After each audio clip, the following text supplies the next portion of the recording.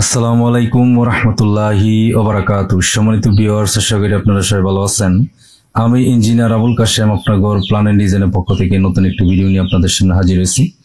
সম্মানিত ভিউয়ার্স, আমরা এখন আপনাদেরকে আপনার ঘর প্ল্যান এন্ড ডিজাইনের পক্ষ থেকে আমরা এখানে বিল্ডিং তৈরির যে চুক্তিপত্রটা আছে সেটা আপনাদের সামনে শেয়ার করব। আশা করি যারা বাড়ি করবেন, যারা বাড়ি করতেছেন তাদের জন্য অনেক গুরুত্বপূর্ণ একটা জিনিস আমি আপনাদের সামনে শেয়ার করবো। আশা করি এর দ্বারা আপনারা উপকৃত হবেন ইনশাল্লাহ।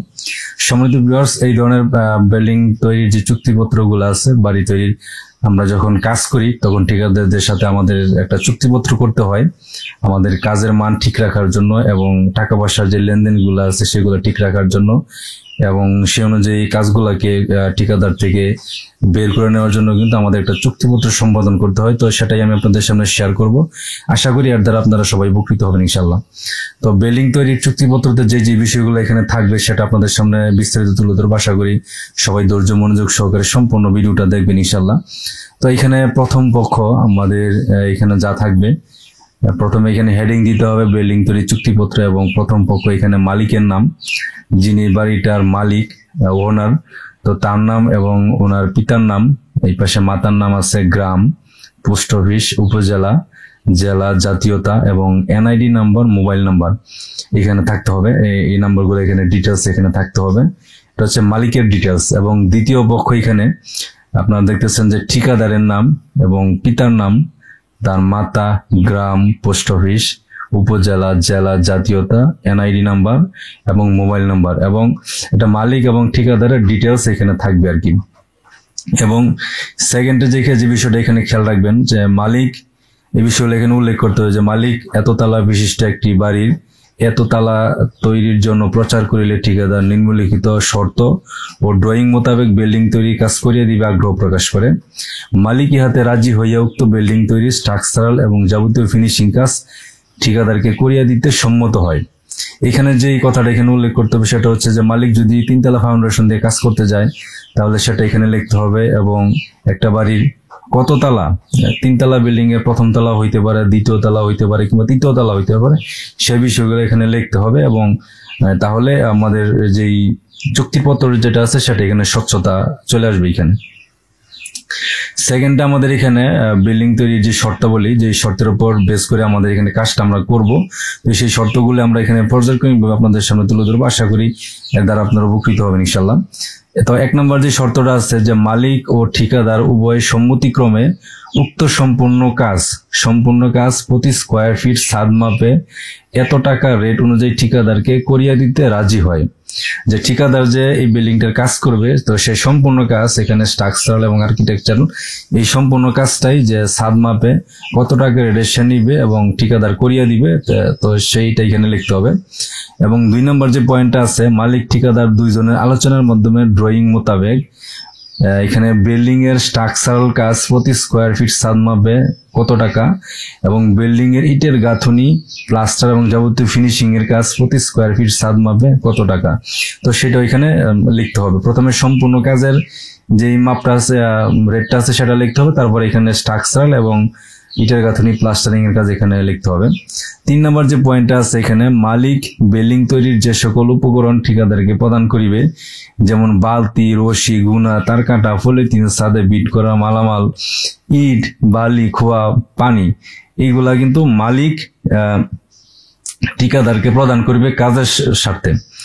ঠিকাদার বিল্ডিং তৈরির যে সকল উপকরণ প্রদান করবে, যেমন মাচা বাঁধার, বাঁশ, কাঠ, শাটারিং, সেন্টারিং এর সকল মালামাল এবং ঢালাই করার জন্য তার যাবতীয় যে মালামালগুলো আছে, তো সেগুলা কিন্তু ঠিকাদার এখানে এইগুলা প্রদান করবে।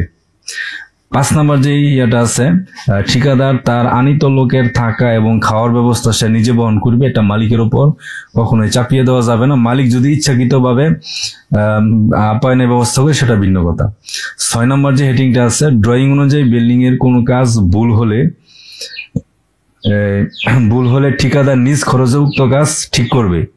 যদি ড্রয়িং অনুযায়ী কোনো কাজ সে ভুল করে ফেলে তাহলে অবশ্যই তার এটা সংশোধন করতে হবে এবং তার যে খরচের যে বিষয়টা সেটা তার নিজে সে বহন করতে হবে। 7 নম্বর যে হেডিংটা আছে, মালিক ও ঠিকাদার সহ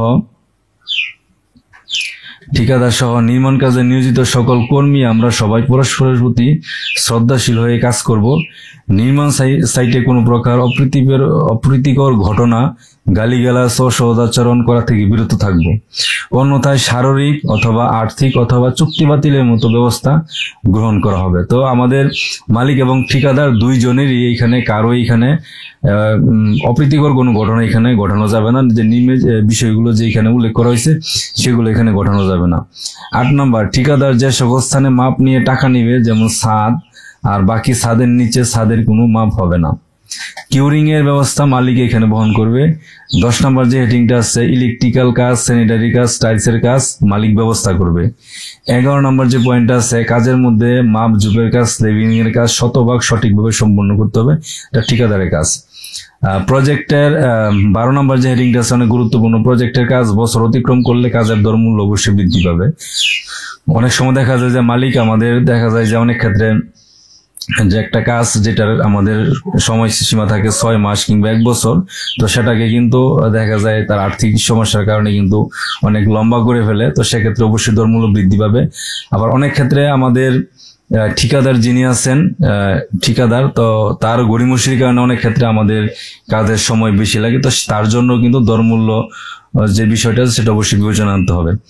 13 নম্বর যে হেডিংটা আছে, ঠিকাদার মালিকের মালামালের অপচয় ব্যতি রেখে মালামালের সঠিক ব্যবহার নিশ্চিত করবে, অন্যথায় আর্থিক জরিমানা প্রদান করতে হবে। অবশ্যই মালামালের কোনো অপচয় এখানে করা যাবে না।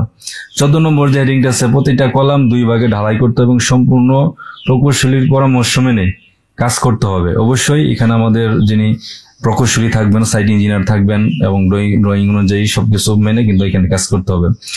গ্রেড বিমের যে সাইটের গুলো মাটির উপর মাঝখানে গুলো ফ্লো লেভেল হবে, এটা আমরা প্রকৌশলী পরামর্শ নিয়ে আমরা এখানে কাজটা করব।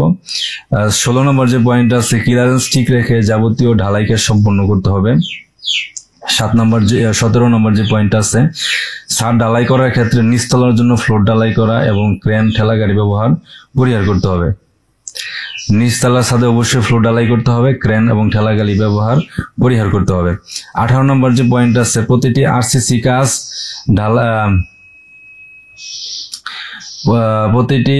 আরসিসি কাজ নির্দিষ্ট সময় মেনে প্রকৌশলী তত্ত্বাবধানে করতে হবে।